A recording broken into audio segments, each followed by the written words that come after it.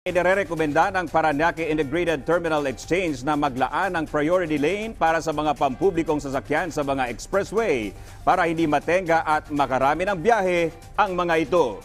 Yan ang ulat ni Karen Villanda.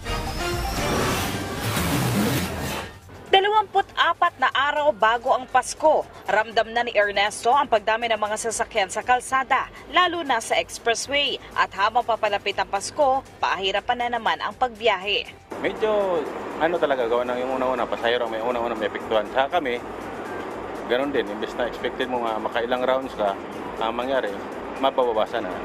Instead na 7, magiging 5 na lang dahil sa dili-dili yung biyahe. Kaya naman upang hindi maapektuhan ang turnaround time ng mga pampublikong sasakyan at pagsisikip sa mga expressway, suwestyon ng PITX sa Toll Regulatory Board at Transportation Department, bigyan ng priority lane ang pampublikong bus sa mga expressway. Kasi alam naman natin nagsisikip sa mga expressways, di ba? Ang pakiusap namin, baka pwede mo lagyan ng special lane for public utility vehicles, especially buses, na mas mabilis silang makalabas ng expressway. Kasi alam naman natin, mas maraming tao yung bit-bit yung isang bus kaya compared to a regular motor vehicle na sedan or van. Pabor dito si Tatay Ernesto, lalo't naiipunan sila ng pasahero dahil lamang sa traffic. Mas pabor yun kasi makakarami kang ikot. Saka yung mga pasahero hindi magtatambak dito sa lalo sa PITX.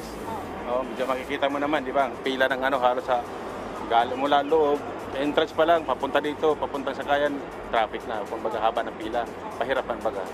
Wala pang tugon dito ang Toll Regulatory Board. Plano rin ng PITX na maglagay ng kamera sa labas ng kanilang terminal at makuna ng mga sasakyang koloruma at isusumite sa LTO. Mga plano ito ng PITX upang mapabuti pa ang serbisyo sa pasahero kasabay ng pagdiriwang ng kanilang ika-5 taong anibersaryo ngayong araw. Para naman sa mga magpapasko sa probinsya, paalala ng terminal na unti-unti nang mararamdaman ang pagdami ng mga pasahero sa PITX pagsapit ng simbang gabi o December 16. Kaya naman mas mabuting planuhin ang biyahe at mag-book agad ng tiket. December 22 is a Friday, so we expect a lot of people to go out of Metro Manila, from that time. But we expect a lot of people from the provinces to go to Metro Manila from as early as December 16. Kasi alam naman natin, ito yung pagkakataon na yung mga taga-lalawigan naman gusto rin pumunta ng Metro Manila para 1, mamasyal, 2, medyo mamili ng pangnegosyo. Inaasahan ng pamunuan ng terminal na makakamit muli ang 200,000 na bilang ng mga pasahero bawat araw sa peak season. Matapos ang Pasko at Bagong Taon, inaasahan ang pagdagsa ng mga pasahero sa terminal sa ika-2 ng Enero. Karen Villanda para sa Bayan.